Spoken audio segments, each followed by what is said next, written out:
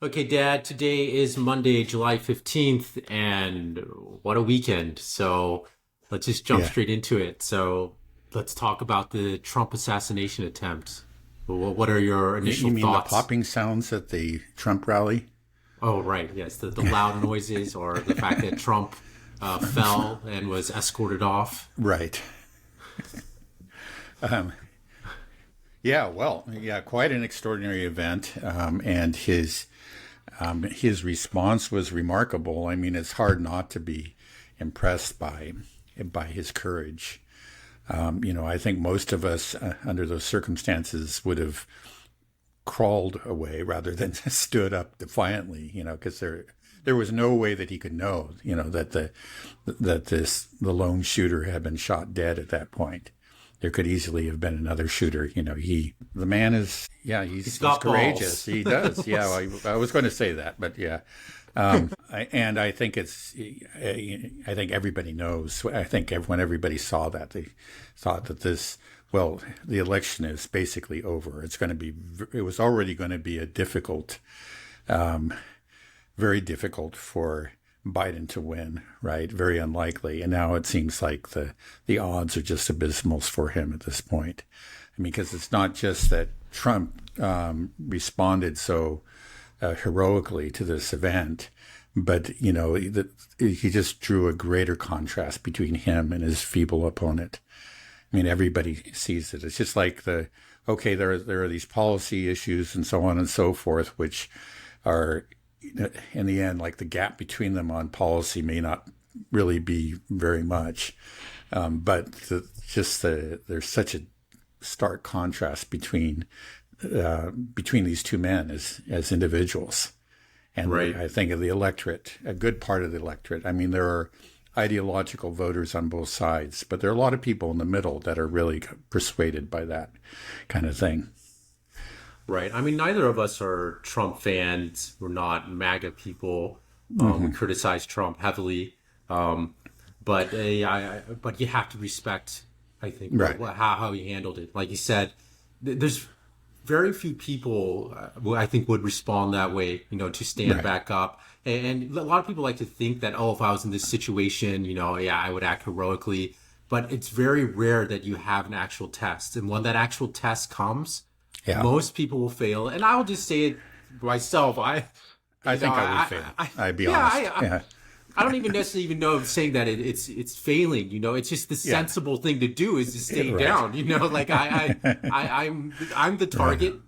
They shot me, hit me through my ear. You go down, and he pops back up pretty quickly, Right. defiantly, which is just. You wonder, is that Yeah. just stupidity? But it's courageous as well. Yeah. So it commands some respect, and I think the left. This is probably the worst possible outcome for them. Right. They hate because he was handed this. It's something just one in a million type of event, a billion type of event. This assassination, the fact that Right. he turned his head right before, and it, could have ended horribly.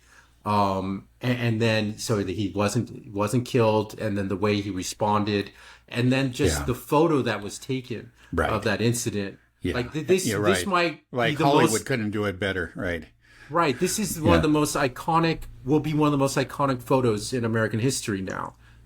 Just that picture of him with blood on his face, his fist raised Right. defiantly, the American flag Right. in the background, surrounded Right. by servicemen, and he's still, the only thing that I can think of potentially more patriotic image is the Iwo Jima flag raising image, where you have that, and we have statues of that all over. So Right. really an incredible event. And we criticize Trump and how his policies, he will flip flop on him a lot, but yeah, we respect the man for the way he handled that situation and stood up. But what do you think? Do you believe any type of conspiracies around this? Do you think anything about your thoughts on the shooter or the media instigating this just through their rhetoric? I mean, what are your thoughts on how this incident happened, and the response to it from the establishment? Okay, well, I did a lot of reading, watched a lot of interviews, and I thought that actually the very best was not much noticed interview. I don't think it got very many views, conducted by Larry C. Johnson, the ex-CIA analyst of a former FBI sniper. So this is somebody who had the job, was actually the job that you saw. There were those two snipers on the roof behind him, right? That was the sort of thing he did at all kinds of events, over the course of many years. And so he was, it's a process, that he's very, very familiar with, how you're supposed to secure an area, what various kind of, the different agencies that are involved, how they coordinate with each other, the specific roles that people have, he seemed to be very, very competent. I mean, this was something that he'd done. He just knew the whole thing inside out. And so in the end, I found his analysis convincing, and I'm just going to summarize it very quickly. He thought that actually the response of the people, right around him was correct and was professional. He thought that what they call the inner perimeter, that it had been properly secured.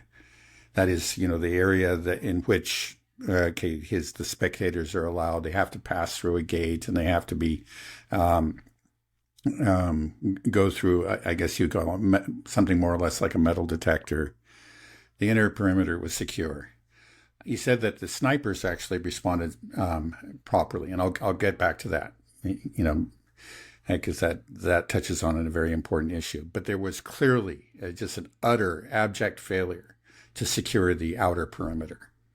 That it was just obvious that you should have had somebody on that roof, or in some way secured it to make sure that nobody got on that roof, the one that the assassin fired from. And that there's just no excuse for it. It was an abject failure, and an embarrassment, a stain on the reputation of the Secret Service. He said the Secret Service, has had an excellent reputation. It's been, 43 years since an attempted assassination of a U.S. president. That would be Ronald Reagan, 1981, John Hinkle. And then since then, they reassessed, their own procedures after, and they came up with something that's really worked. It's worked for better than 4 decades. But this time they didn't adhere to it. Now, so the question is, what? Excuse me. The question, why this abject failure? And, he said it could be, there's kind of 2 ways you can go with it. One is malice, the other is incompetence. And he says, okay, I'm not going to tell you what to think. You could go either way with this. But he says the incompetence argument is not unreasonable. And this is what he's saying. There was a lot of talk. Okay, there are people saying, hey, there's a guy on that roof, and why didn't these guys shoot until he started shooting the snipers behind him? And he says that, well, a lot of these events, sometimes, you coordinate with local law enforcement. And there could have been, and then, you've seen the incidents like this in the past where, there's this guy on the roof. Is he one of our guys? There's a great deal of concern. But you don't just shoot him because he could be local law enforcement, that, just not quite clear. And that's the last thing you want to do is gun down some local cop. And, even the way this guy was dressed, it could have been. So that the fact that they were hesitant to shoot him, doesn't show that there was malice there. It could be, again, the snipers responded correctly. They had to be sure, that this was an actual perpetrator before they fired. Now, that shouldn't have ever gotten to that point. They nearly lost Donald Trump. He very nearly was killed. He should not have gotten on that roof. And that's, that's the thing, is that the people that were responsible for securing that outer perimeter just completely flubbed it. Mm. Right. Well, there was also, the BBC interview right after it happened where they were interviewing a guy and he recounted the whole thing where he said they saw somebody going up on the roof with a Right. rifle and pointing at him for 2 to 3 minutes saying like, hey, there's a guy up there with a Right. rifle up there. Right. So it seems like, yeah, Yeah. they had ample time and Right. And I but probably like the snipers behind Trump were alerted. You could see that they were getting positioned slowly before they had seen him. They were trying to. I guess it's not quite so easy to get him in your scope because that's a very narrow field of vision. But they were focusing on they were where they may have been notified, because of what the spectators had said. But again, it's just like the question that comes in their mind is like, wait a second, is this okay? We should have had somebody up there earlier. Maybe finally they got somebody up there, meaning like one of our guys, or local law enforcement or something. It just wasn't clear. It should never have gotten to that point. Obviously, it should never have gotten to that point. They're just. So what is your theory? Do you think it's incompetence or do you think that there's some malfeasance, conspiracy at play here? Well, okay, I can't say that it's not a conspiracy because just the deep hatred that people in the deep state have for Donald Trump. We've seen what they did. Like they pulled out all the stops in the first term, the Russiagate conspiracy, and this came out of the FBI, right, and the CIA. And then there's the fact that. Tucker Carlson, apparently was told by one of his sources that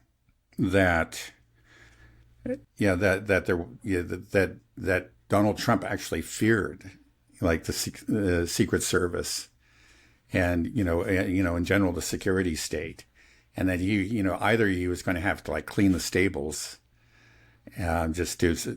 Or he was just going to have to keep them happy and focus on other things, just not do anything that that would anger them, that would trigger them. He apparently like his campaign was already kind of afraid of an assassination attempt. He was talking about if he became president. So there are reasons to believe that this could be. But then there's also just a lot of incompetence in the world. Let's be frank. And I generally, my default explanation is incompetence because I think usually that explains what happens in the world. I admit that sometimes there are conspiracies, but I guess I say incompetence until you can prove otherwise. There was an additional piece of information that came out recently that might explain why this incompetence, why we had this incompetence, at this venue, and why maybe they didn't have enough snipers. They should have had another sniper on that roof, right?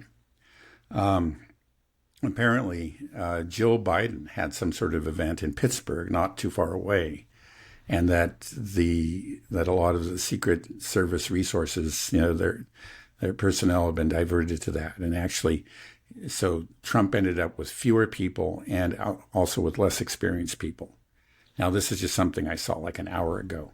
I think it was reported by Politico, and then the source wasn't named, but that might explain what happened. But then the question is, okay, well, that may not be a conspiracy, but that does seem outrageous, diverting resources to Joe Biden, right? Well, Hunter Biden always gets a Secret Service detail as well. It seems like the Biden family always, had Secret Service for whatever they did. And it's, they denied Secret Service detail to, Robert Kennedy, which is, is a bit of a shame. So it seems like, the Secret Service apparatus seems to be very attached to the Biden administration more. They may have more control over directing it completely, which would feed into the conspiracy a bit. And the conspiracies are always fun. And I agree that the incompetence angle is definitely very plausible, feasible.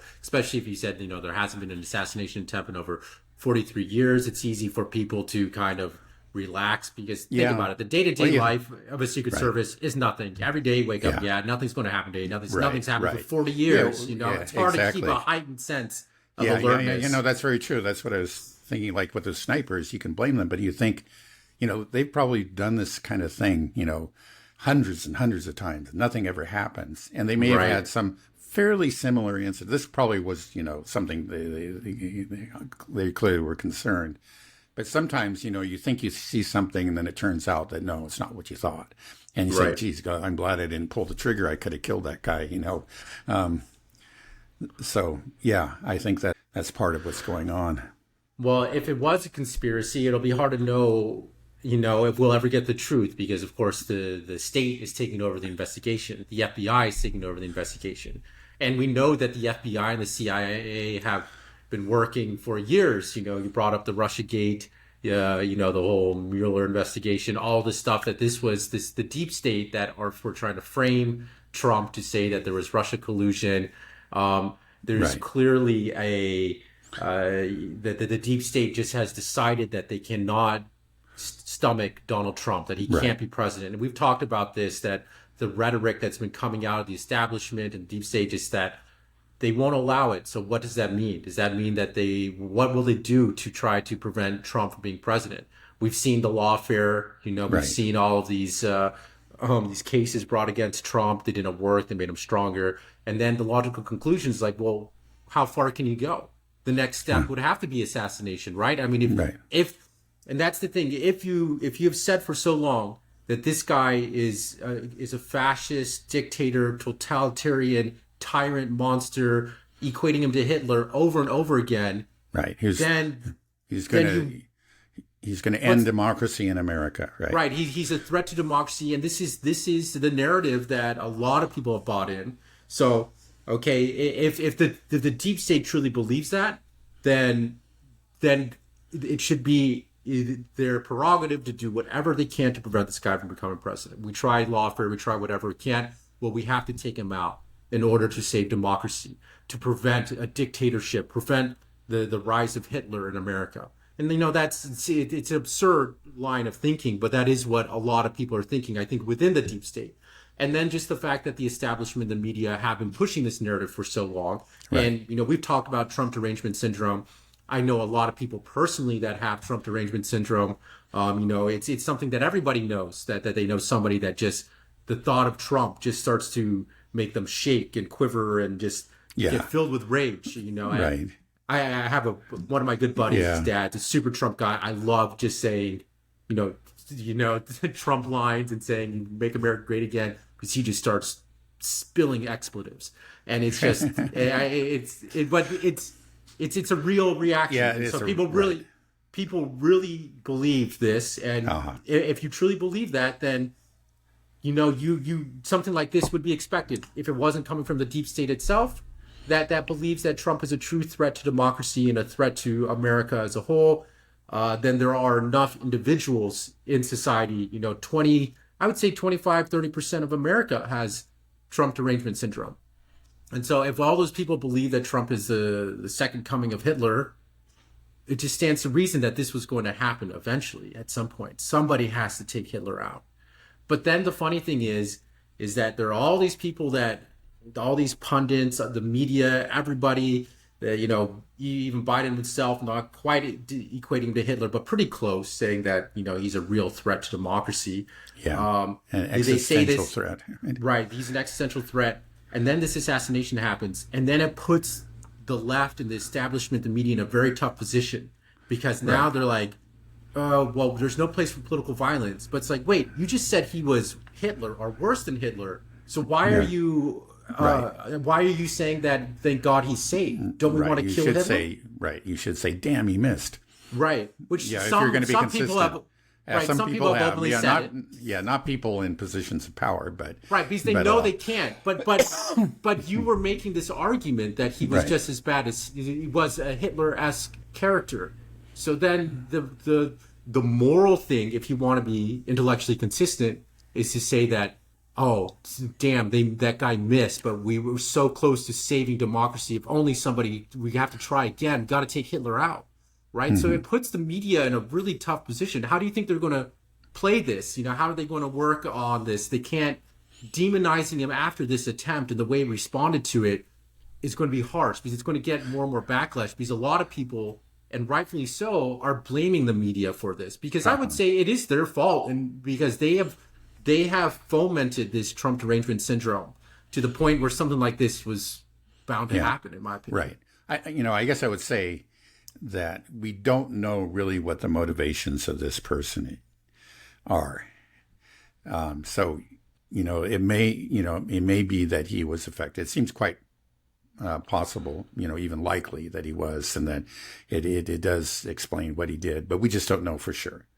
But just put that aside. It actually just doesn't change, the facts that you were laying out. I mean, the media and, the political establishment have created this atmosphere, in which, right, violence is justified. Let's be honest again, right? If he really is the second coming of Hitler, then you need to take him out, right? I remember actually like people discussing this ethical question, like back when I was back in the 70s and 80s, like if we knew like that this person was a future Hitler and what he would do, wouldn't we need to kill him? And, a lot of people would argue that, this was an abstract ethical argument, but people made it. And it was, it was considered, it wasn't considered a vile position to say that, we would need to commit this act of violence to prevent greater violence, right? It's, so, yeah, again, if these people are serious about what they're saying, then at least a lot of them ought to back it up and say, well, right, he does need somebody does need to take him out. Some people have come, even like I think Robert Kagan came very close to saying that, Mr. Neocon, that he needs to be eliminated. Yeah, it's great. Maybe we can just take a step and just back and just talk about, for people that have Trump derangement syndrome, what do they point at? What is it about Trump? What policy? What did he do in particular that was so egregious that would cause such a reaction? Because right. It's hard to say, that, right, there really is. Like foreign policy, he made very few changes. If anything, in spite of all the, the Russophobic hysteria, he in fact he took a lot of measures that were very harmful, very hostile to Russia during his first term. Right, embassy or consulate closings, supplying a lot of offensive weapons to Ukraine, for example, expanding NATO, beefing up NATO, increasing funding for NATO, as we mentioned last time. So you look at foreign policy. What is it? There's constantly this hysteria that he's going to end NATO, but he certainly didn't do that. And then on the domestic front, what were they? What were the actual policies? Well, okay, he did have a more restrictionist immigration policy. I think that seems to me like the most obvious thing, the most obvious difference between his predecessor and between him and Biden. But now the incredible thing is that after 3 years of having a very lax immigration policy, Biden has kind of done a 180. And now everybody on the Democratic side, oh yeah, that's where we're about. We got to, police the borders, whatever, because they just realize how very unpopular, letting millions and millions of people across the border, right? So, yeah, what is it exactly? It's just, I think, again, it's just paranoia. There's always some quote that's pulled out of context and interpreted in a certain way. And then this is proof that he is a fascist or intends to be a fascist or that he's a vile racist. And then it's just whenever you go and look at the context of it, it's never anything like they say. I find that again and again. And then occasionally, actually there are things that I think that he says that are good. Like he did say, what's the point of NATO? We should end it. He did say that sometime like back in 2016. But then he always says something, he says, the opposite. And then you look at his actual deeds and look at points, exactly what is it? Now, it almost seems to me, it's like on the Democrat side, you have a lot of people that are they're just plain paranoid. I don't know what it is. There's just something about his character that just they just have visions of Hitler in their head, but there's just nothing there. Right. I mean, you kind of wonder, because they can't point to any particular policy thing. Like, okay, you can say the whole immigration thing, build a wall, but like you said, the left has already made a 180 on that, and the left admits as well. The majority of Democrats say we have an immigration problem. We need to have, and you have there's kind of someone like like that. RFK, old school Democrats said like, a country without borders is not a country. And this is a very common sense, conclusion that I think most people it's not an come extremist position, but it was. But they had staked it out as something, and you find that still on the left, and within the U.S. left too. There are certainly Democrats that are very unhappy about this 180, but there were enough Democrats that said, realize, hey, we're really taking a beating on this. We're not going to win the election if we don't change our immigration policy. So they changed it, right? But you find both, within the U.S. left and maybe even more so with the Western European left, there, this idea that's developed that didn't really exist before. It was just a very fringe idea. Is that there really should be no borders. Is what the saying is, like no human is illegal. This is just a vile thing. And again, it's like if you do that, you're a fascist. Well, it used to be that left-wing labor supporters all agreed that we got to police our borders, right? To protect, to keep the capitalists from bringing in cheap labor to compete with, our own workers. But that just really went out the window. And, to a great extent it has in this country and in Western Europe. And it's a foolish position. But it's something that they've taken so that like anybody who speaks clearly against what they're saying, they've decided, well, no human is illegal. Well, you're saying a human is illegal. You must be a fascist. You're saying that we got to arrest these poor people and send them back. Clearly, that's just a step down the road to Auschwitz. Yeah. Well, it's ironic. I mean, it's so hypocritical as well, because if you think about, you want to talk about fascism, under Biden with these, ideas of vaccine mandates and lockdowns, that seems a bit fascist to me. Censoring speech, the Twitter files, not allowing dissent, which was clear that the FBI and the CIA were, censoring all these tech platforms. Isn't that fascism? So it's just, it's crazy. He's like I'm not a big fan of Trump. I thought the one thing that I think people should criticize him for is just how much he increased our national debt. His spending, he wasn't fiscally conservative at all. He was just, put a rocket ship on our national debt. But that's not actually what they talk about. It seems like they just focus on you like you're saying, statements made out of context. But if he really was, you want to say he's a dictator and a fascist, a tyrant. Well, he was already president for 4 years, so there's precedence. We can see well, let's take a look at his policy. He was actually a very establishment president. He was actually a rather weak president too. It was clear.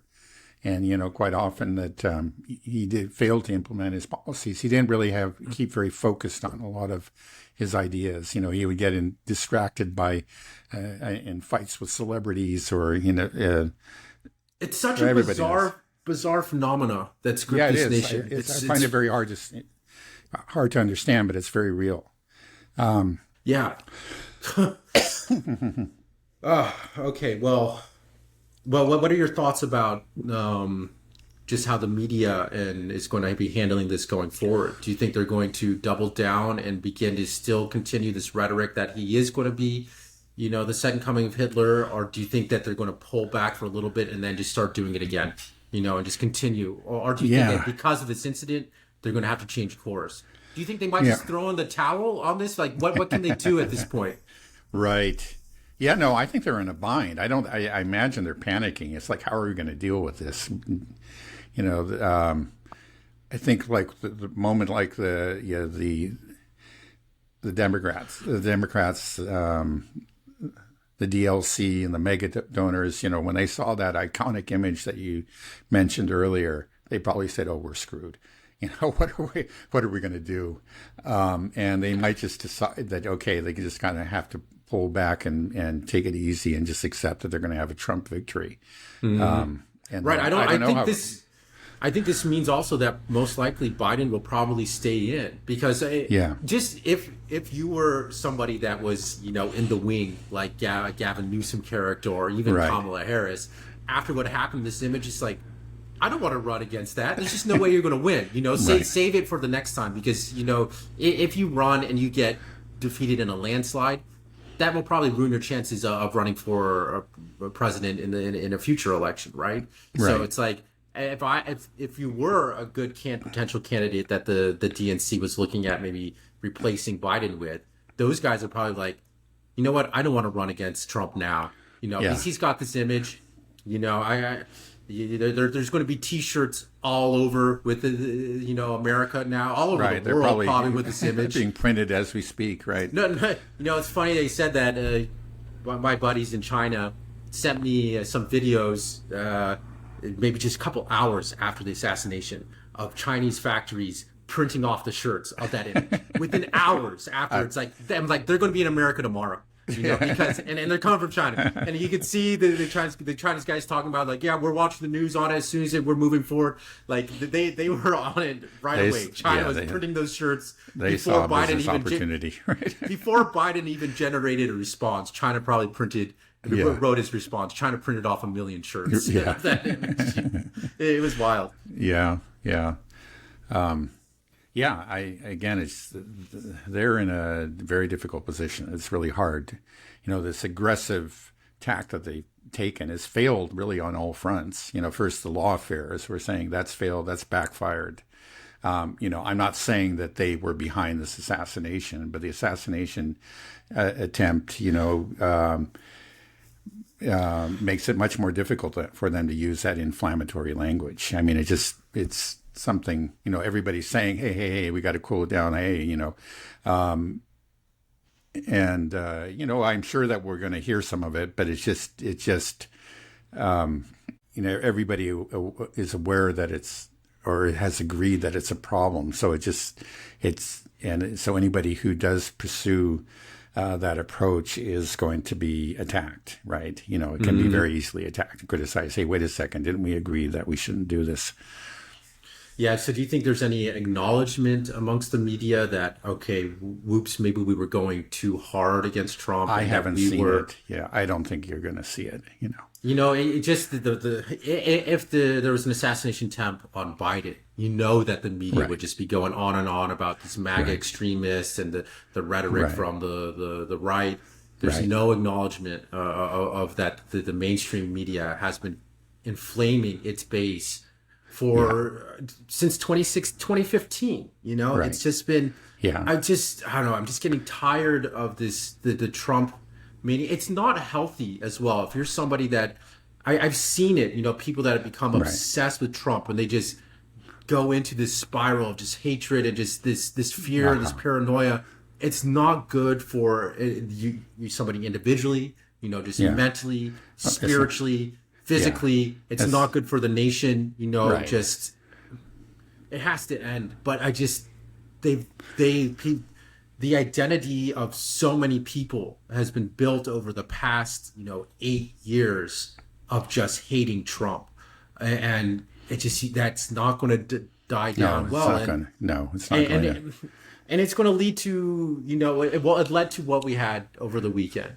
And and I don't think we're out of the woods yet. I think there's going to be a lot. Right. It's just a sign of just the political temperature here in the United States is just so volatile that it really could explode into something worse. Like, let me ask you this: what do you think would have happened if Trump didn't turn his head and he was dead? We had a JFK moment, his head was, just went right through his brain. What do you think would happen in this country? I don't know. I don't think that, we would see civil war right away. Partly because, first of all, there isn't a leader, really somebody who can step into his shoes to lead something like that. Somewhere down the road, we may have somebody like that, but I just don't see it right now. So, you do have to have some sort of organization, some sort of structure, really, to organize a kind of organize secession to an actual. And I just don't see that. There could be a certain amount of chaos, but again, it's like to be honest, on the right, we just don't. In spite of what the left says, about January 6th, which they call an insurrection. I say incorrectly. It was a goofball riot. I think that's the best term. I think that's the term that Michael Tracy uses, a goofball riot. It's completely innocuous. Nobody had a weapon. Everybody who died was actually a member of the riot, and nobody was killed by them. They had no means of killing anybody. One of them was shot in the neck by a police officer. A lot of them were elderly ladies, who were ushered in by the DC police and just took a tour of the Capitol. But anyway, so that, we don't need to go on about that too much, but I'm just saying we really don't have, in recent times anyway, any kind of history of mass violence on the right. Maybe that'll change sometime in the future. I can't say that it couldn't happen, but we just don't have a history of it. We do have it on the left. It was the George Floyd summer, right? Mm-hmm. That actually was it was something that, the extent of it was suppressed, but there were riots across the nation that caused billions and billions of dollars of damage, and that just completely destroyed a lot of urban neighborhoods. But I think there's no question that it would push us closer to civil war, that it would be just another kind of nail in the coffin of United Republic, that the people on the right, MAGA people, would be further convinced, that the establishment is out to get them and it cannot be trusted. The legitimacy of American institutions would be further eroded. And, that's what we see. It's a steady process. And I think it eventually can lead to some kind of, open conflict. I don't think we're quite there. Yeah. Well, it was a miracle that he wasn't killed. Yeah, it really is. What an extraordinary turn of events. Right. Yeah. No, it's crazy. It was a crazy, that was just such a crazy incident that right. I couldn't fully grasp what happened, just right. Because you see it and you're like, whoa, what, Right. And then it's like, man, we were really close. He was so right. lucky that he didn't get killed. Right. The fact that he just turned his head. And then also the photos, they caught a photo of the bullet itself. Right. Of course, that iconic picture. Right. But like you're saying, it would have also been the fact that he didn't have a VP named either, means that if he was assassinated, I think the RNC would just descend into chaos as well. That there wouldn't be anybody there. There's a fact. They would right? probably choose some, empty suit. Right. Get I don't know, Tim Scott or somebody like that end up in there. Uh-huh. But now that he has named a VP, does that mean that, let's say if there's another assassination attempt and it is successful, would that mean that the vice president candidate would automatically be moved up on the ticket to be the presidential candidate in the? I don't know what the rules. I've always assumed, or I would assume that that's what's done, but I just don't know that it's ever happened in American history. There obviously some procedure in place, but I haven't seen that discussed. I think it's very likely. It may not be automatic like he has to be. I imagine the party is in charge of filling the ticket, but the fact that you would have that VP there, selected by the deceased, top of the ticket, you would, I think the pressure to make him, the new presidential candidate would be overwhelming. So I think it's very, very likely, even if it's not required, by law, I think it would be, he would almost inevitably become the new presidential candidate. Okay. Well, JD Vance was just announced as the vice presidential candidate for Donald Trump. So maybe we can just talk a little bit about him. What are your initial thoughts about him? And because we're a geopolitics podcast, maybe we can just talk about his stance that might have effects on the issue, the war in Ukraine and Russia and Israel-Palestine. Okay. I actually don't know what he said about Israel-Palestine. Probably nothing good. He did have an op-ed piece published, I believe, in the New York Times or the Washington Post a few months ago, in which he said essentially that things are very grim for Ukraine and they really don't, they're losing, and there's really, the odds are against them. I mean, I think he also touched on the fact, that Russia is outproducing the West.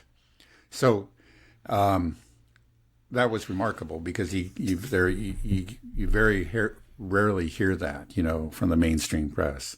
You do occasionally get articles like that on the back pages of mainstream newspapers, but it's not part of the general narrative. And, he went there, he talked about these things. And so, that demonstrates a certain amount of independent thinking and intelligence. He's clearly an intelligent man. I mean, I first heard about him, long before he became a senator. He published a book, he wrote a book and called Hillbilly Elegy that drew a lot of attention. And I never read it. I probably should read it. But I remember thinking about reading it because, of course, it is about Appalachia, a place that we know well. He's described as an ideologue. That's how the New York Times described him today when the announcement was made. And I think that's just silly. I think for the New York Times, an ideologue is anybody who has the wrong ideas, the ones that they don't approve of. And so, again, the fact that they consider him an ideologue is to his favor. It shows that he is capable of dissident thinking. Now, all those things are good. Now, the truth be told is that, by and large, especially in recent months, after he published that op-ed piece, he's really towed the line on foreign policy issues. So he's sounding like the rest of the Republican establishment. And so, he's no Thomas Massey, right? He's I think the best interpretation of that, the most hopeful interpretation, is that he knows what's up, but he's just being very careful because he wanted to become VP, and he's hopeful that one day he can become president, because of course he would be the likely front runner among the Republicans for the presidency 4 years from now. Right. And, he's just like, he's a politician. He just, he's got to said, okay, can't go too fast. Maybe he has his ideas that he really is serious. He is a person that could change the direction of our foreign policy.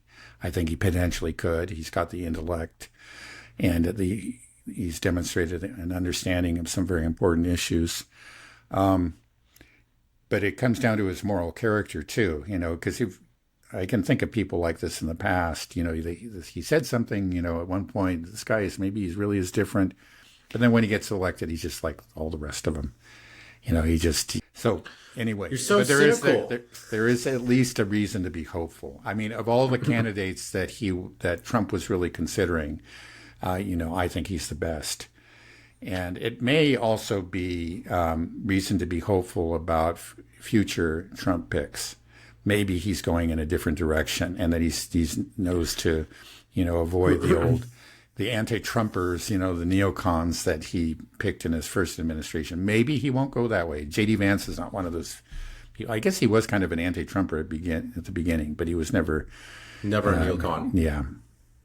Yeah. I mean, you think that Trump would have the common sense not to fill his cabinet with neocons, with people that hate him, with deep state bureaucrats. I mean, that's what we need to avoid it, but it's just, they're everywhere, these deep state bureaucrats. Yeah. And they're running the system, so you got to have them because they're the ones running it and they know how to run it the best. So better put them in your cabinet, so hopefully, he will actually clean house. I mean, that's why he created so much excitement in 2016, was that whole drain the swamp.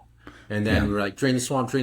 And then it was like, oh, maybe we might see some change in Washington. He went in and he just became part of the swamp and filled his cabinet with more swamp monsters. And so it sounds like JD Vance isn't as big of a swamp monster as, the average, Republican, neocon bureaucrat. But, so we'll see. So, I guess I am cautiously optimistic that we will have some changes in foreign policy, that we will see an end to this Ukraine-Russia conflict. Right. I'm a little less, pessimistic than I was before. I'm still kind of assuming nothing will really change, but the fact that he went with JD Vance, it doesn't cause me to really change my predictions. If we say, before I thought, well, there's just a 5% chance that he's going to do some significant change. Maybe we're up to 10%, which is, significant, right? Because it's zero on the other side. at least when it comes to Russia and Ukraine. Right. Yeah, unfortunately, when we're talking about Israel-Palestine, I just don't see any hope for it I on the feel so Republican bad side. for the Palestinians. Yeah. They have nobody here, you Right. know. I mean, other than this is the one part where I sympathize with the left a lot more, because you Right. do get the left that seems to be a bit more sympathetic to the Palestinians than the right. Right. No, most definitely. You have to admit that. But not Biden, you know. So it's like, how can he back this guy that has been he allowed a genocide to occur under his watch, and he funded He it really and supported empowered it. it. Right. Yeah. He was the one that He gave wrote the him a blank check Right. to Israel, to Right. Netanyahu, to carry this genocide out. Right. And now what we have, He set it just- in motion. I mean, he you know, the Lancet saying 186,000. You know, when this is all said and done, you know, we're talking about hundreds of thousands of men and women. I think there's no women, question about hundreds it. of thousands of women and children, Right. the innocent women and children that will have been slaughtered, thanks to, you know, Biden's inability to have a backbone and say no to Netanyahu. Yeah. Unfortunately, Well, we know that Trump doesn't have the backbone either, to say no to Israel. Yeah. Well, the Maybe problem is, he does. Maybe. Yeah, I he don't may know. have the I don't know. backbone. I mean, the problem is that they're both Zionists. Occasionally, Trump will actually say something good about Palestine. You know, not recently, but several months ago. Okay. Being a Palestinian. Yeah, weak right. one. But now, you know, you don't know. I just I think it's those type of comments that drive the left insane, because he just, you know, he's very uncouth. He's very just makes these sort of bellicose statements that just that can be taken out of context. But it's like, no, he's just, people need to understand that he's a real estate mogul. Oh, that's what he does. He speaks in hyperbole. That's what, you know, he's a salesman, you know, and he's going to say things how he's the greatest ever. He's sold fancy pet houses his whole life. You know, everything was the greatest ever. So and he obviously often shoots from the hip. He speaks before he thinks. He's just that kind of person, and I think everybody should understand that. And I don't know why they don't. They just like they almost don't want to understand it. It's just this self-generated hysteria is just something that they really can't let go of. I think it's almost become like a part of their identity. You know, it's just like hating Trump and thinking that he's an existential threat to us and so on. That's just part of being 100%. A true, member of the leftist establishment. Right. Well, I mean, that's what we were saying earlier, that's, this 8 years of pumping up this, this Trump dictator, Trump hatred rhetoric, it has become the identity of I would say almost a quarter or more of the United States population. And getting, you can't just turn that off. You can't just, if somebody has built that to be their identity, their life for so long, you can't just turn around and say like, okay, yeah, I was wrong about that. You just have to keep on doubling down until something bad happens, which, something terrible almost did happen. But I don't think we're out of the woods.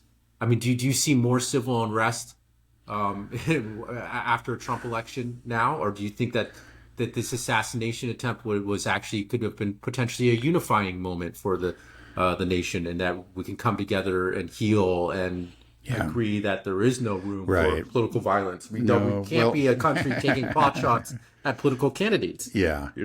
Right. Well, no, I think those forces that are arrayed against Trump, they're still there, and they hate him as much as ever, and they probably hate him even more. They're just probably grinding their teeth now, but they just know that it's not time for them to speak. But I don't know what tricks they have up their sleeve. Like, who could have foreseen the whole Russiagate thing? It was just so bizarre. I remember just kind of pinching myself and thinking, like, what is this? Is this something like out of a people still believe it.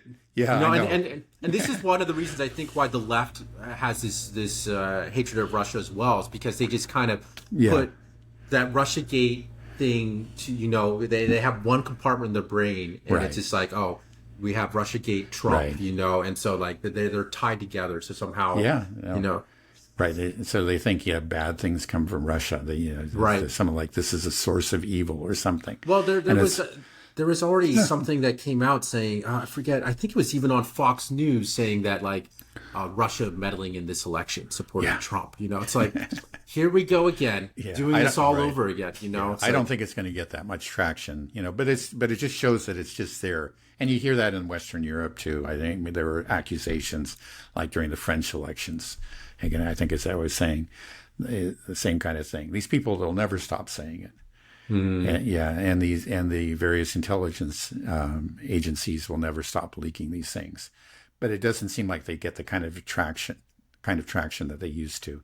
So I'm thinking they might have something else up their sleeves, and I don't know what it's going to be. They're probably getting together like, what can we do? How can we attack them? How can we bring them down? Well, I mean, it just, every time they try to, it bolsters Donald Trump. I mean, look what happened when they did these indictments, and then gave him the mugshot. Now he ended up getting like 20% of the black vote after the mugshot. Now he's got to be. That's another thing that's come out, is just a lot of black guys are starting to identify more and more Trump's like, oh man, he got shot at, and he's got a mugshot.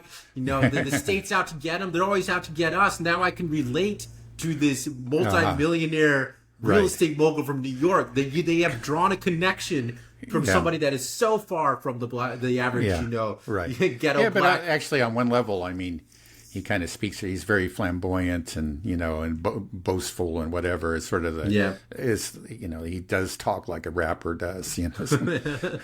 Right. Yeah, it'll be interesting to see how much of the black vote he got, because that's one thing that I saw on Twitter after this assassination. Rappers, endorsing him. Elon Musk openly endorsing him after this incident as well. I was seeing like stand-up bits from black guys, saying like, "Oh, he was shot at," like, so it's like, "This guy, my uncle, what's going on?" It's going to be an interesting. The Democrats are in trouble if they lose the minority vote. Then it's over for them. Not just talking about this election, but just in the future. There's there's a potential. We'll see. That's going to be very interesting. There clearly has been a shift, within minority voters in this country. Trump has made real inroads, and the Democrats really don't like talking about it, because one thing, it goes against the narrative. Right. Yeah. So they really don't like talking about it, and it's got to be very worrying. We'll see how significant it is. Maybe it won't be as significant as some of the earlier polls have indicated. But if it is, that really does bode ill for the Democrats in the long run, because like the black vote is long been a pillar of Democratic politics in this country, Democrat politics. And if that's taken from them, if it's not something that they can rely on, I mean, again and again, they've been able to rely on 90% or better. It's just like, no. And so even like if the Republicans clearly had a majority of the white vote, it's just they would have to have really a super majority. The Republicans would before they can win an election. But if they lose a large portion of the black vote, everything changes. And we'll see. It's just, are they going to accept it? Are they going to change their policies? Or are they going to do something extra constitutional? I mean, their response so far is to go with deep state conspiracies and lawfare. And, are they going to just say, okay, give up, let's just change our policies and give the voters what they want, and, maybe step back on the transgender stuff, which clearly isn't popular. Or maybe they just convince themselves that that's what democracy is, like unrestricted immigration and, transgender rights and so on and so forth. And we can't give up democracy, right? I mean, that's the way they talk. That's why, for example, Viktor Orban is apparently a fascist, even though he's very, very popular in his country. Democracy is exercised there, and he wins the elections because he actually does provide policies that are popular among voters, but they're just not approved by, the elite within Europe. Right. Yeah. I mean, it's ironic. It's ironic just thinking that the left is going on and on about how to preserve democracy, when really Biden is sort of antithetical democracy. I mean, even the popular Democratic candidate was in 2020 was Bernie Sanders. That's clearly what people wanted. But the deep state, the oligarchs, the donor class, the super delegates said no. I mean, if you go back and remember 2020, Biden was really not a contender. Right. It was actually very similar to what's happened recently in France and in England, right? You had kind of an uprising in both countries. In this case, it was like the populist right, and it was the Reform Party in the UK and Le Pen's national rally in France, right? But it's just the opposition got together and agreed to have certain candidates stand down, right, in order to defeat him. And if they just let things go, and let the voters make their choices, they would have lost. So it was similar, with like the Democrats. I remember it was right before the South Carolina primary. The phone calls were made, and all these candidates that were, taking a piece of the vote, and agreed to stand down so that all the support could go, to Biden, and then he could soundly defeat Sanders. It would have been different, if those behind the scenes deals hadn't been made. Right. And a Sanders presidency we'd be in such a different world. I don't agree with him on so many social, spending issues. I don't like the idea of having like universal basic income and all these things and just increase government spending. But, he could have, the Israel-Palestine issue. We could have avoided the genocide. Right. And that's not a minor thing. That's a huge thing. No, it's a huge thing. So it's just like if we had Bernie Sanders, where would be, and the handling of the Ukraine-Russia thing could have been completely different as well. Yeah. Because at least Bernie Sanders doesn't seem to be as hawkish, Yeah, and in the end, he's been very disappointing in a lot of ways. But kind of like JD Vance, it's just like occasionally he demonstrates at least the ability to think outside the box and actually to think independently, that is. And so you think that, maybe he really could have plowed a different course. We may quite possibly, probably wouldn't have, but maybe he would have, where there was no chance with Biden. Right. Well, we're in the land of hypotheticals trying to analyze what Bernie would have done. But the fact of the matter is that the Democrats keep on going on about democracy. It's like, well, you're not allowing democracy to play out in your own party. You denied Bernie Sanders the candidacy in 2020, and clearly nobody wanted Biden in 2020. Nobody wants Biden now. Right. You're not, but we don't get to choose. We don't. There were no other candidates. They just made it clear that uncontested primaries. Right. We're not going to have any challengers to Biden. They just shut out all the challengers. Right. They should have let RFK have debates in the primary so people could actually see. But of course, they don't give it, forcing RFK to run as an independent. And if they did that earlier on, then people probably could have seen that. Okay, Biden is in trouble. Right, now we need to open up the playing field for more candidites so that people can see and hear the policies. That's actually the strength of democracy, actually. It's just that, okay, you've got to you got your candidate, you got to have him tested, right? Put him out there in front of the people and have him defend his ideas. That should be at least part of the process. And because they didn't, they ended up with this geriatric, feeble-minded. Right. Right. And that's why we have this. It's very similar. It's like a lot of Russians point out. It's like that's the way it was at the end of the Soviet Union. They had, these very decrepit old men, but it was the same thing because it was a very closed leadership. They could get together and decide who they're going to have and just force on the country. I think it's a very Soviet-style thinking that the Democrats had. Yeah, but at least the Soviets knew not to put somebody with the full-blown dementia as a candidate. Right. They never went that far. That's true. We've outdone them. It's crazy.